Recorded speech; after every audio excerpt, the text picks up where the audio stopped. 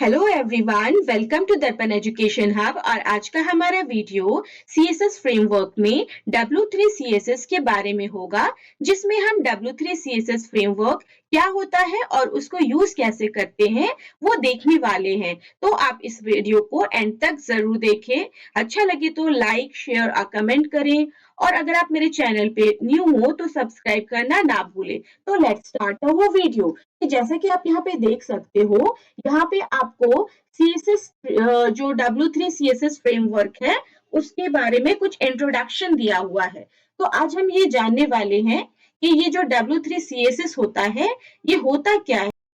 तो जैसा कि आप यहाँ पे देख सकते हो, W3 CSS के इंट्रोडक्शन में यहाँ पे कुछ पार्ट दिया हुआ है जो आज हम लोग करने वाले हैं। तो सबसे पहले मैं आपको ये बता दूं कि ये जो W3 CSS है तो ये है क्या चीज। एक्चुअली W3 CSS एक CSS ही है जो कि w3schools.com ने डेवलप किया है, तो जिसको हम क्या करते हैं, यूज करते हैं। और यहाँ पे आप कुछ देख सकते हो कि W3 CSS जो है वो फ्री होता है, is a free and modern CSS framework. ये क्या है, ये फ्री में आपको अवेलेबल होता है जिसको आप यूज कर सकते हो। और ये पब्लिश किया गया है W3 जो स्कूल है उसके थ्रू, या आप इसको बोल सकते हो कि ये डेवलप किया गया है w3schools.com के थ्रू। तो यहाँ पे W3 लिखा है, आप इसको ऐसे भी बोल सकते हो W3 schools .com। तो w3school.com के थ्रू ये डेवलप किया गया है। एंड ये क्या करता है, for developing responsive mobile first website. आपको मैंने पहले बताया था रिस्पॉन्सिव का मतलब क्या होता है। रिस्पॉन्सिव का मीनिंग ये होता है कि मान लीजिए आपने कुछ वेबसाइट डिजाइन किया है और आप चाहते हो कि उसको आप डेस्कटॉप पे देखो, तो डेस्कटॉप पे उसका स्क्रीन कैसा होता है, वो बड़ा सा दिखाई देता है। सपोज आपको मोबाइल फोन पे देखना है, तो अब क्या होता है, आपका वेबसाइट उसी तरह से वो चेंज हो जाता है मोबाइल के साइज के हिसाब से। या अगर आप उसको टैबलेट में यूज करते हो तो वो टैबलेट के साइज के हिसाब से वो चेंज हो जाता है। तो आप उसको कहते हैं कि वो क्या है, वो एक रिस्पॉन्सिव वेबसाइट है, रिस्पॉन्सिव वेब पेज है जो कि अलग अलग डिवाइसेस पे काम करता है। और आप ऐसा कैसे कर सकते हो, तो W3 स्कूल्स जो है उसके जो CSS फ्रेमवर्क है W3 CSS, इसके थ्रू आप कर सकते हो। एंड ये जो W3 CSS है, ये it is smaller and faster than CSS framework. तो CSS फ्रेमवर्क जो है उससे क्या होता है, स्मॉलर भी होता है एंड फास्टर भी होता है, जो कि बिल्कुल सिमिलर होता है। इसके कैसे सिमिलर होता है, जैसे कि आप CSS फ्रेमवर्क पे काम करते हो बूट स्ट्रैप के ऊपर, वैसे ही ये सिमिलर होता है W3 CSS। और यहाँ पे ये भी चीज लिखा है कि it is easier to learn and use. अगर आप W3 स्कूल्स पे काम करते हो तो क्या होता है, W3 स्कूल्स में बहुत सारे क्या होते हैं, वहां पे कोडिंग लाइब्रेरीज होती हैं। तो वहां पे क्या होता है कि W3 CSS जो है वो बहुत ही इजीली आप क्या कर सकते हो, लर्न कर सकते हो और उसको यूज भी कर सकते हो। आगे आज इसके वीडियो में हम ये भी डिस्कस करेंगे कि किस तरह से आप W3 जो CSS है उसको कैसे ऐड करते हो। तो ये जो W3 CSS है ये बहुत ही सिंपली स्पीड अप करने, जैसे मान लीजिए कोई वेबसाइट बनाना है, तो वेबसाइट को आप जल्दी बनाना चाहते हो तो आप क्या करते हो, W3 CSS की मदद से ये काम बहुत ही जल्दी कर सकते हो। And W3 CSS is inspired from Google material design. तो जो W3 CSS है वो किससे इंस्पायर्ड है, तो गूगल मटेरियल डिजाइन से इंस्पायर्ड है और इसको बनाया गया है।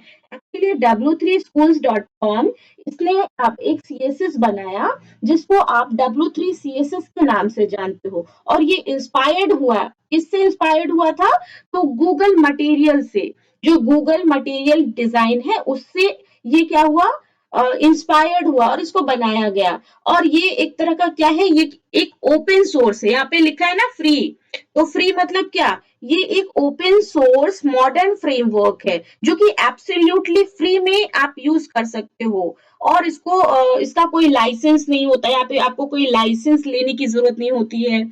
आप इसको फ्री में यूज कर सकते हो। ये क्या है, तो W3 CSS आपको एक रिस्पॉन्सिव वेबसाइट बनाने में मदद करता है, जिससे आप बहुत ही इजीली कोई भी ब्राउजर, जैसे आप मान लीजिए क्रोम ले लीजिए, आप क्रोम ले लीजिए, उसके बाद आप ले लीजिए एज, माइक्रोसॉफ्ट एज ले लीजिए, या आपके पास और भी ब्राउजर्स होते हैं, फॉर एग्जांपल फायरफॉक्स हो गया, या आप ले लो उस जगह पे इंटरनेट एक्सप्लोरर ले लो। तो ये जो आप ब्राउजर्स की बात कर रहे हो, इन सारे ब्राउजर्स में ये कॉमनली एक जैसा मतलब काम करता है, आप वहां पे यूज कर सकते हो। डिवाइसेस भी आप यूज कर सकते हो, जैसे कि मान लीजिए डेस्कटॉप्स हो गया, लैपटॉप्स हो गया, टैबलेट्स हो गया, मोबाइल फोन हो गया। तो यहाँ पे आप W3 को CSS को यूज कर सकते हो, और ये एक्सट्रीमली बहुत ही फास्ट होता है।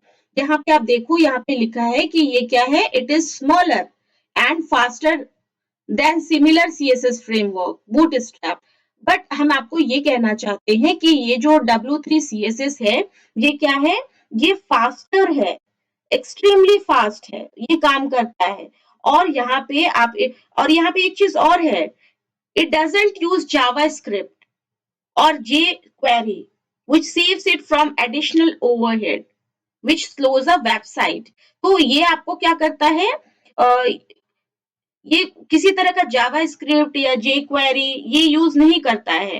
एंड यहाँ पे आप क्या करते हो, अपने जो भी एडिशनल, जो भी आप करना चाह रहे हो, मतलब एक तरह से आप बोल सकते हो कि it includes only standard CSS, ये सिर्फ स्टैंडर्ड CSS को ही यूज करता है, और नो jQuery और जावास्क्रिप्ट लाइब्रेरी। जावास्क्रिप्ट और jQuery जो है, इसकी जो लाइब्रेरी है, इसको ये यूज नहीं करता W3 CSS, और उसमें वो इंक्लूडेड भी नहीं होता है। W3 CSS जो है वो क्या है, it helps in responsive designing of website. जैसे कि आपने ऊपर में देखा, रिस्पॉन्सिव मोबाइल फर्स्ट वेबसाइट लिखा है, लेकिन हमने आपको ये बताया कि यहाँ पे क्या है, आप W3 CSS अगर यूज करते हो, तो यहाँ पे आप रिस्पॉन्सिव डिजाइनिंग कर सकते हो किसी भी एक वेबसाइट्स का। जिसका मतलब ये होता है कि आप तो वेबसाइट को डिजाइन कर रहे हो, लेकिन उसके जो कंटेंट्स हैं,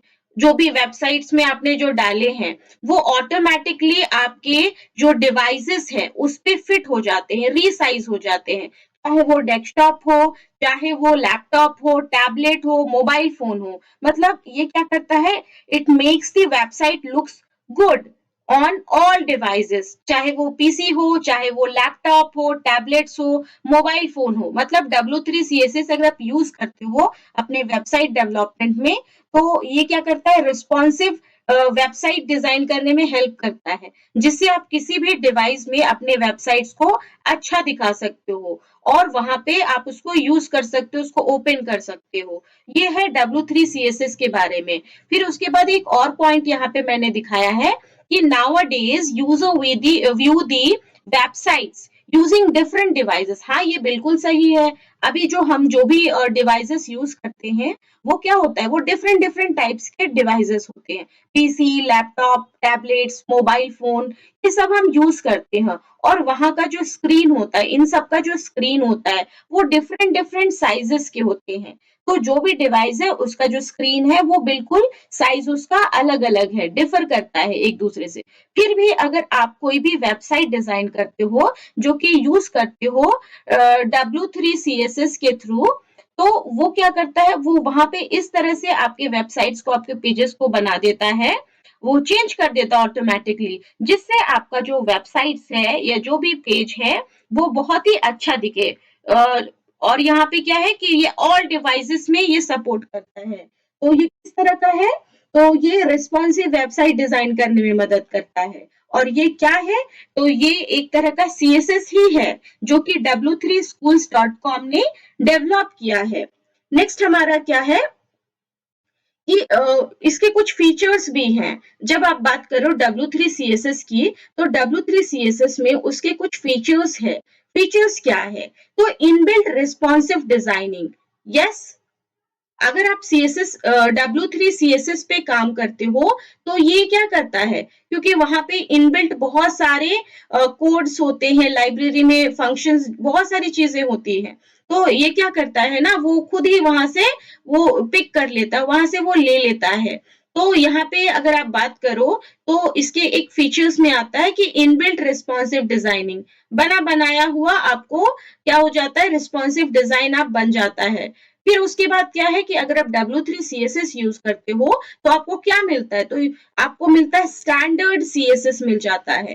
एंड यहाँ पे एक चीज और क्या है कि आप ये जो आपका W3 CSS है ये किसके थ्रू इंस्पायर्ड है, तो गूगल मटेरियल डिजाइन, ये आप याद रखिएगा, ये आपके एग्जाम के पॉइंट ऑफ व्यू से भी बहुत ही इंपॉर्टेंट है। और ये भी आपको जानना चाहिए कि W3 CSS जो है वो फ्री में होता है, उसको आप यूज करते हो तो आपको कोई लाइसेंस नहीं लगता, क्योंकि ये ओपन सोर्स होता है, और ओपन सोर्स होने की वजह से ये इस तरह का फ्रेमवर्क है जहां पे आप फ्री में यूज कर सकते हो। तो यहाँ पे कुछ आपके पास एक्सप्लेन किया गया है इन फीचर्स के बारे में। तो यहाँ पे सबसे पहले है रिस्पॉन्सिव डिजाइन। तो रिस्पॉन्सिव डिजाइन W3 CSS जो है हैज इनबिल्ट रिस्पॉन्सिव डिजाइनिंग। तो ये आपने ऊपर में देखा कि W3 CSS में पहले से बने बनाए हुए रिस्पॉन्सिव डिजाइनिंग्स होते हैं, डिजाइन्स होते हैं, so that the website created using W3 CSS will be redesigned। इसीलिए होता है क्योंकि अगर मान लीजिए आपको फिर से डिजाइन करना है, रीडिजाइन करना है, तो आप क्या करते हो, अपने डिवाइस के हिसाब से उसको फिर से रीडिजाइन कर सकते हो। ये आपके रिस्पॉन्सिव डिजाइन का यहाँ पे फर्स्ट पॉइंट है। सेकंड में क्या है कि अगर आप बात करो W3 CSS की, तो इसमें आप 12 columns mobile first fluid grid पे काम कर सकते हो, वहां पे ये सपोर्ट करता है।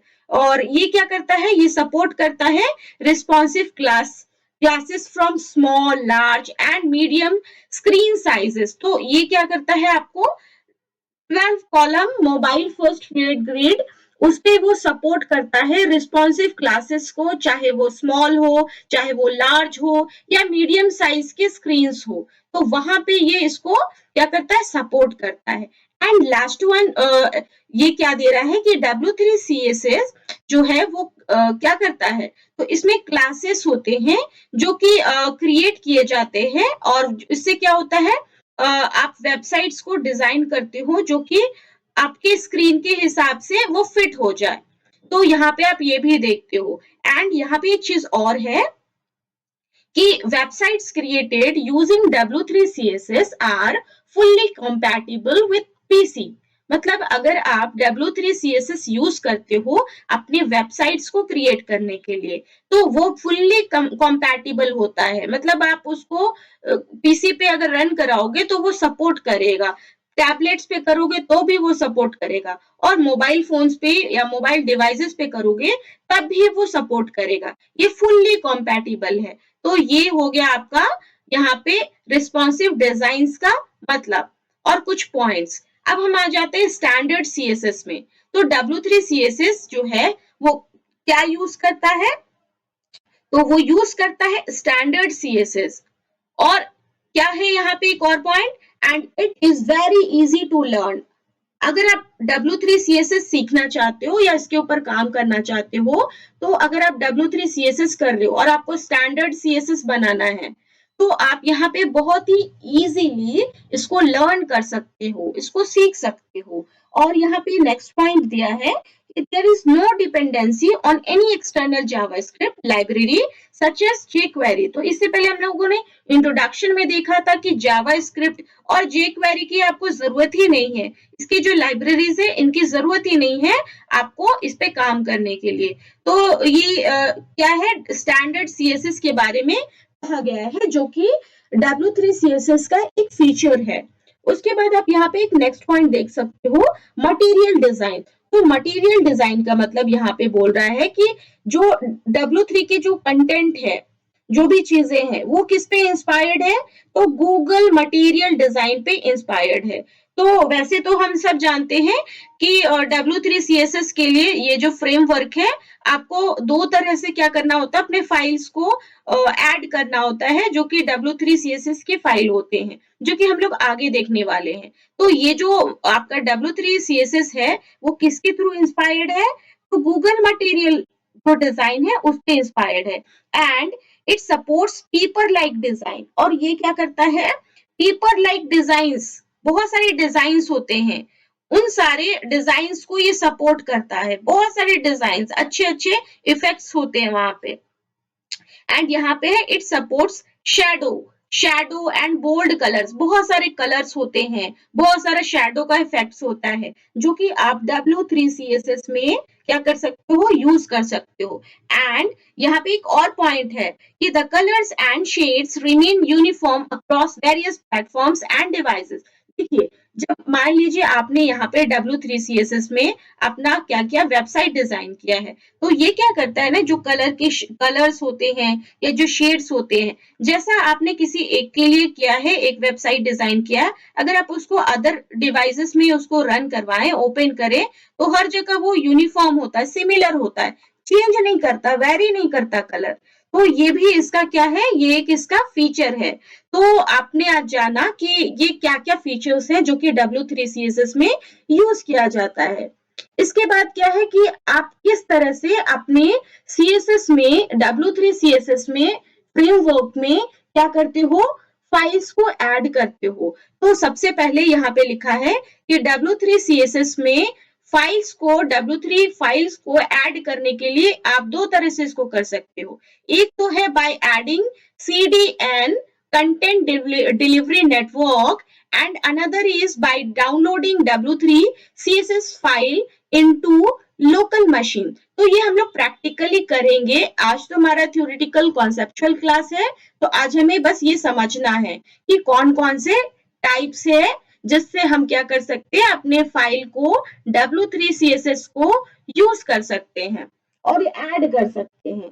तो आप यहाँ पे देख सकते हो, सबसे पहले यहाँ पे अगर मान लीजिए आपको CDN, content delivery network use करना है, तो सबसे पहला ये क्या है, by using CDN, content delivery network, आपको करना क्या है, you have to use this element, आपको ये टैग यूज करना है, जो कि हेड टैग के अंदर यूज किया जाता है। आप क्या करोगे, लिंक नाम का एलिमेंट यूज करोगे, और जो इसका एट्रीब्यूट है, वो एट्रीब्यूट रेल और स्टाइल शीट लिखना होगा, आप इसको एज इट इज लिख दीजिए, और उसके बाद आपको ये यूज करना होगा href।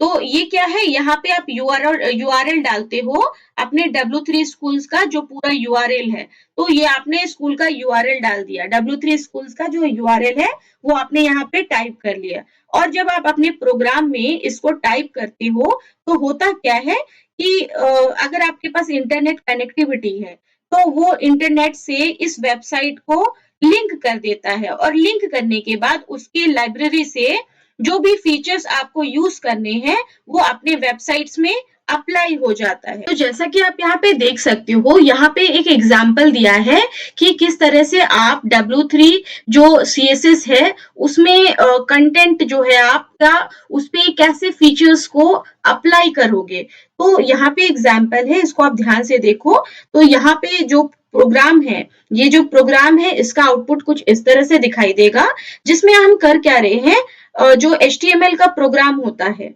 बिल्कुल वैसे आपको टाइप करना है। तो आपने यहाँ पे HTML ले लिया, हेड ले लिया, हेड के बाद टाइटल ले लिया। अब यहाँ पे आप नई चीज देख रहे होगे, यहाँ पे 2 अलग अलग एलिमेंट है, टैग है, एक मेटा टैग है और एक लिंक टैग है। मेटा टैग क्या है, तो मेटा टैग का मतलब होता है HTML में, जब आप क्या करते हो, मान लीजिए कि आपको एक रिस्पॉन्सिव वेबसाइट बनाना है, तो रिस्पॉन्सिव वेबसाइट्स का मतलब होता है कि आप क्या चाहते हो कि किसी भी डिवाइस में जहां पे भी आप उसको यूज कर रहे हो, वहां पे वो उस तरह से फिट हो जाए, उसके स्क्रीन के हिसाब से वो फिट हो जाए, तब आप क्या करते हो, उसकी स्क्रीन के लिए रिस्पॉन्सिव वेबसाइट डिजाइन करते हो। और रिस्पॉन्सिव वेबसाइट डिजाइन करने के लिए आप क्या करते हो, मेटा टैग जो है वो यूज करते हो। तो मेटा टैग क्या है? ये पेज के डिस्क्रिप्शंस के बारे में, ऑथर के बारे में या कुछ कीवर्ड्स जो है वो हम यहाँ पे डालते हैं। तो यहाँ पे व्यू पोर्ट क्या है? ये नेम है हमारे मेटा टैग का। तो व्यू पोर्ट क्या कर रहा है? तो जैसा मान लीजिए कि आपको कोई आपका डिवाइस है, लैपटॉप है या आपके पास मोबाइल फोन है, तो उसकी स्क्रीन के हिसाब से क्या हो जाएगा, आपका जो कंटेंट है वो फिट हो जाएगा। तो आपको उसके लिए ये पूरा लाइन टाइप करना पड़ता है। एंड इसके बाद आप देख सकते हो कि यहाँ पे एक चीज और है, लिंक टैग। तो लिंक टैग क्या कर रहा है? ये एक एक्सटर्नल फाइल है। एक्सटर्नल फाइल किस तरह का फाइल? जो कि आप किसी वेबसाइट से लिंक करके उसको अपने प्रोग्राम में यूज करना चाहते हो। तो आप क्या कर रहे हो? आप यूज कर रहे हो लिंक टैग, जिसमें आप रियल नाम का एट्रीब्यूट यूज कर रहे हो और बता रहे हो कि वो फाइल किस तरह का होना चाहिए। तो वो एक स्टाइल शीट है, कास्केडिंग स्टाइल शीट है। और ये HREF आपके लोकेशन के बारे में बोल रहा है, URL के बारे में। तो आपका जो फाइल है वो कहाँ है? तो इस URL में है। तो ये जो URL है ये किसका है? तो ये W3 CSS का URL है, जिसको आप यहाँ पे टाइप कर रहे हो। तो इसके लिए आपके पास इंटरनेट कनेक्शन होना चाहिए। तो जब आप ये टैग यूज करते हो तो वो होता क्या है, वो उस वेबसाइट से लिंक हो जाता है और उसके लाइब्रेरी में से जो आप फीचर्स यूज करना चाहते हो वो उसके ऊपर अप्लाई हो जाता है। अब हम आ जाते हैं यहाँ पे बॉडी की तरफ। तो बॉडी की तरफ जब आप आते हो तो यहाँ पे आप देख सकते हो कुछ डिस्क्रिप्शन है, और इसी डिस्क्रिप्शन में हम क्या करना चाहते हैं, कुछ फीचर्स को ऐड ऑन करना चाहते हो। तो हम यहाँ पे क्या कर रहे हैं, हेडर नाम का एक हेडर नाम का एक ये यूज कर रहे हैं, कंटेनर यूज कर रहे हैं, जो कि हमें क्या कर रहा है, जो हमारा ये जो डिस्क्रिप्शन है उसमें फीचर्स जो हम अप्लाई करना चाहते हैं उस फीचर्स को अप्लाई करने में मदद कर रहा है।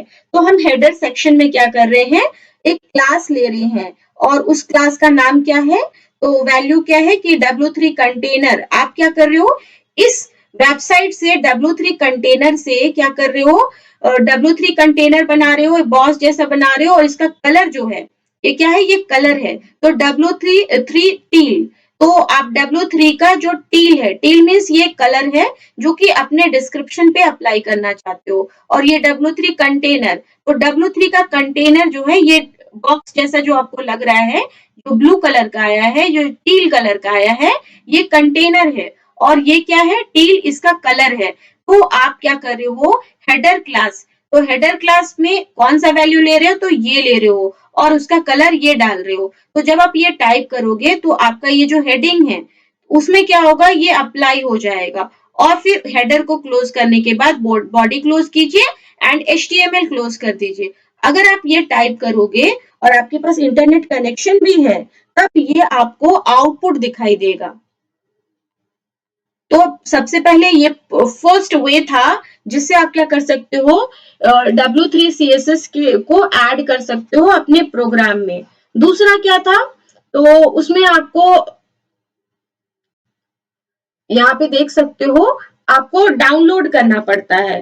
तो डाउनलोड करना पड़ता है फाइल W3 CSS। तो आप क्या करते हो, इस वेबसाइट पे जाते हो और इस वेबसाइट पे जाने के बाद आप एक आता है वहां पे W3 CSS डाउनलोड करके, जब आप उसको क्लिक करते हो लिंक के, इस लिंक पे जब क्लिक करते हो तो बहुत सारा वहां पे कोडिंग खुल जाता है। आप क्या करते हो, सबको पहले सेलेक्ट कर लेते हो, Ctrl+A, आप उसको सेलेक्ट करते हो और सेलेक्ट करने के बाद आप उसके बाद उसको सेव करते हो। तो Ctrl+S प्रेस करते हो और Ctrl+S प्रेस करने के बाद वो क्या होता है, वो सेव हो जाता है। आप अपने डेस्कटॉप पे उसको सेव कर देते हो।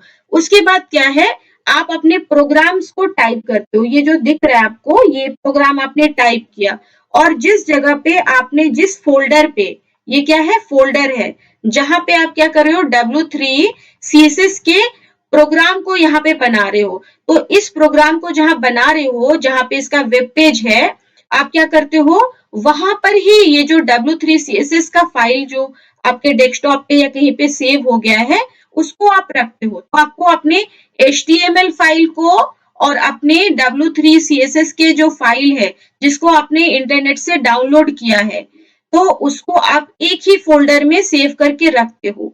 उसके बाद क्या है कि HTML हेड टाइटल ये तो सेम है, ये भी बिल्कुल सेम है।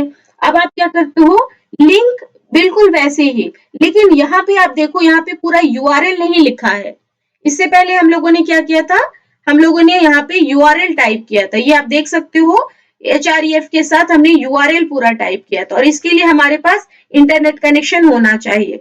उसके बाद क्या था दूसरा कि हम लोगों ने क्या किया, यहाँ पे डाउनलोड कर लिया है CSS फाइल को, जो कि W3 CSS का फाइल है, और उसको यहाँ पे इस तरह से आपको डालना है।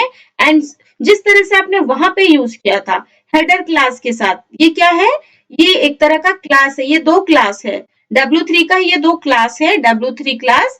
तो आपका आउटपुट ऐसा दिखाई देगा। तो ये जो दो चीजें हैं W3 डैश कंटेनर और W3 डैश रेड, ये क्या है, ये दो तरह के क्लासेस हैं जिसको आप W3 CSS में यूज करते हैं। एंड इससे रिलेटेड और भी जो क्लासेस हैं वो हम लोग करने वाले हैं। तो इसके बाद जो है आपको हम बताएंगे किस तरह से W3 के कंटेनर में क्लास कलर्स को और बहुत सारे बटन्स हैं उसको कैसे यूज करते हैं। तो इससे रिलेटेड और भी वीडियोस आएंगे, और उसके बाद हम लोग क्या करेंगे, इसको प्रैक्टिकली इम्प्लीमेंट करके देखेंगे। तो अगर आपको ये वीडियो अच्छा लगा हो तो आप जरूर से लाइक शेयर और कमेंट करें। Thank you.